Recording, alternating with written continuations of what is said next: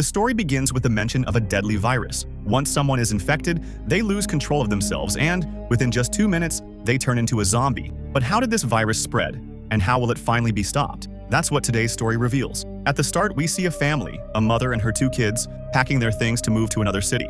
Before leaving, the kids talk to their father, who promises he'll join them soon. But just as they're about to head out, it feels like someone has broken into the house. The mother quickly grabs her children and rushes toward the car, because a zombie has made its way inside. Before they can escape, the zombie attacks. It kills the mother and also one of the children. Only a little girl named Abby manages to survive by hiding under the car. Though the zombie leaves, Abby is terrified. She just witnessed her entire family destroyed right in front of her eyes.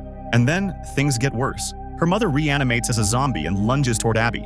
Right at that moment, a soldier named Max arrives and saves her. He comforts Abby, telling her not to be afraid and holds her close. But then Abby's brother also turns into a zombie. Max quickly covers Abby's ears and shoots her brother, sparing her from the horror of hearing it. The story then jumps ahead 10 years. By now, the city has become nothing but ruins. Humanity is nearly extinct, while the zombies still roam freely. The few remaining survivors hide wherever they can. Among them are Abby, now grown older, and Max. Being a soldier, Max has trained Abby to fight and survive. To test her skills, he asked her to hunt an animal. She does it easily, proving her aim is sharp.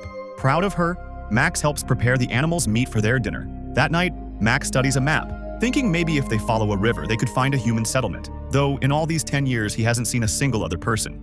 Before sleeping, Max sets up a wire trap around their campsite so that if zombies approach, he'll know. Sure enough, in the middle of the night, the trap alerts him.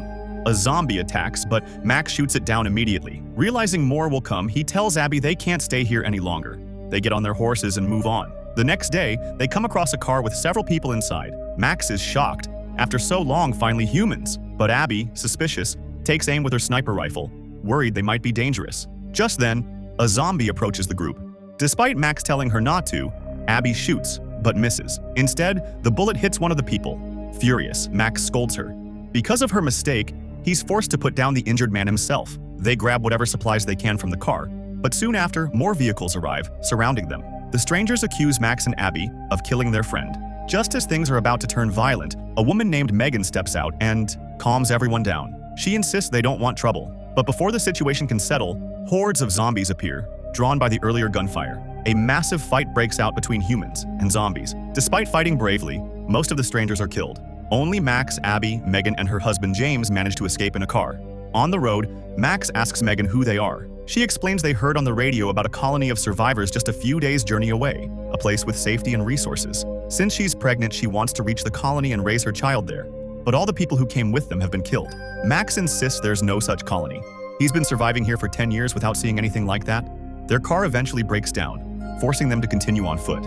They reach a deserted housing society filled with tall buildings, but it's completely lifeless. That night, Max tells Megan and James they'll follow the river in hopes of finding humans. Megan urges Max to come to the colony with them, but he refuses, saying it doesn't exist.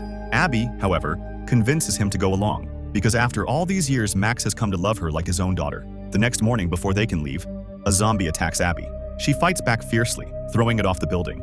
Realizing the zombies here are unusually smart and dangerous, they leave the area. While escaping, one of Max's traps detonates, killing several zombies and buying them time. Still, the journey to the supposed colony will take at least 6 days, through dangerous, zombie-infested land. On the way, Megan suggests going to an airport nearby where her father used to work. Maybe they can find a plane and fly to the colony. Max strongly disagrees, warning that if zombies trap them inside, there's no way out. But Abby sides with Megan, saying they should at least try. Reluctantly, Max agrees. At the airport, they're disappointed to find no planes, until they discover one hidden in a hangar. Overjoyed, they realize the only problem is that it's broken. Luckily, James, being a mechanic, begins working on repairs, giving them a glimmer of hope. While James was busy fixing the plane, Abby and Max went around searching for useful supplies. But then, through his binoculars, Max spotted hundreds of zombies heading their way. They'd only need a few minutes to reach the runway. Alarmed, Max rushed to James, urging him to fix the plane immediately. Otherwise, they'd all be dead, because the only exit route was right where the zombies were approaching from. Thankfully, James managed to repair the plane just in time. The group quickly boarded and took off as the horde reached the runway. For a brief moment, they felt relieved, celebrating that they'd actually pulled it off. But their luck didn't hold for long. The plane crashed only a short distance away. Luckily, no one was killed, and the crash had still saved them 4 days of walking. Now, their journey to the supposed colony would only take 2 more days. That night, Megan approached Max. With tears in her eyes, she thanked him for everything he'd done, admitting they never would have made it this far without him. Then she asked for one last promise. If she ever died, Max should raise her child, love it the same way he cared for Abby, and keep it safe. Max, emotional, promised her he would. Meanwhile, James had slipped away, trembling in fear. He revealed he'd been bitten by a zombie. He even considered shooting himself so he wouldn't become a threat, but his strong immune system was slowing the infection. He held off, returning to the group without telling them. The next day, Max noticed James's odd behavior and confronted him. He bluntly asked, "Do you want to die by your own hand, or do you want me to do it for you?" James insisted it wouldn't come to that. When the time came, he'd take care of it himself. Max warned him that if he turned, Megan would be the first person he'd attack, and by then he wouldn't even recognize her. The choice had to be his. Not long after, the group found a house that seemed occupied. A voice from inside shouted, threatening to gun them down if they didn't drop their weapons. Cautiously, they obeyed. The man inside introduced himself as David, apologizing for the scare. He claimed he was a scientist who had chosen to stay in this remote place to continue his research. David explained that while the virus was horrific, it also acted as a kind of upgrade for humanity. The weak died and turned into zombies, while only the strong survived. His cold, unsettling words made everyone uneasy. It almost seemed like he had released the virus himself. Before they could process it, they all collapsed. David had drugged their drinks. James, who hadn't consumed the drink, tried to attack David despite his infection worsening. But David revealed a strange device emitting frequencies that instantly subdued James. Proudly, David bragged that the device made him untouchable. Zombies couldn't harm him anywhere in the world. When the group regained consciousness, David introduced them to his wife, who was now a zombie. He admitted he kidnapped survivors to feed her. This time, he had 4 fresh victims, but James fought back, attacking the zombie wife and freeing everyone. In the chaos, they escaped, stealing David's car. Furious, David vowed revenge.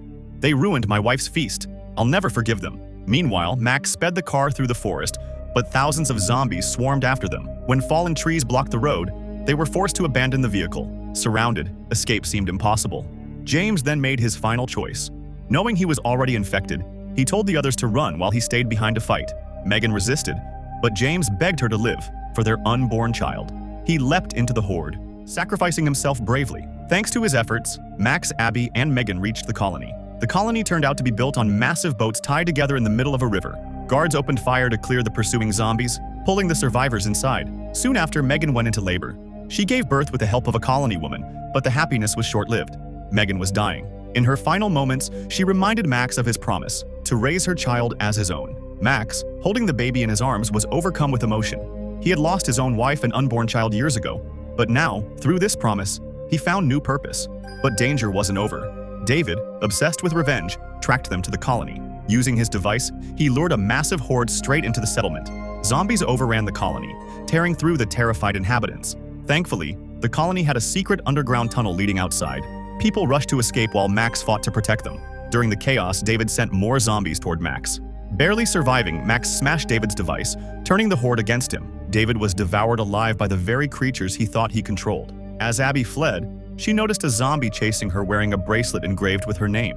It was the same bracelet she'd once given her father. Realizing it was him broke her heart, but when he tried to attack Max, Abby had no choice but to shoot her own father. The survivors finally escaped the collapsing colony, blowing it up behind them. Though devastated, Max encouraged them to keep faith. He promised they'd find a safer place along the river. His hope inspired everyone. Max had become their light in this dark world. Not long after, they discovered an island untouched by zombies. For the first time in years, they had a real chance at a new beginning. Here, Max and the others could finally start a new life. And with that, the story comes to an end. If you enjoyed the video, make sure to subscribe to our channel. Thanks for watching.